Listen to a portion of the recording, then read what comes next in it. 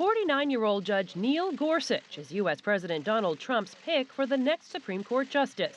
He's a terrific person, by the way. I got to know him reasonably well before we did the announcement, and he is just a spectacular man. I think he'll be a spectacular.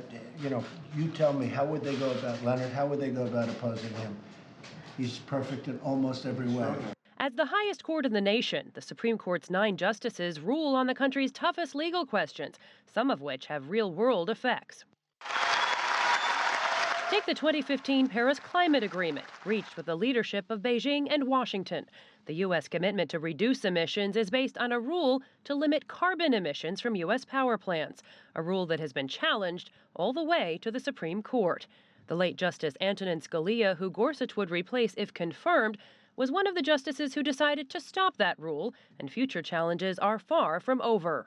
Then there are cases that safeguard the design of everyday devices, like cell phones. In December, the Supreme Court sided with Samsung and ruled the company may not have to give up some of its profits after it copied the shape and icons of Apple's iPhone.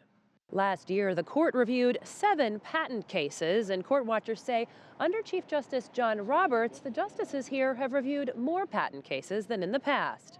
Refugees are welcome here, no hate! In the aftermath of President Trump's controversial travel ban on 7 majority Muslim countries, opposition groups have filed lawsuits to block it.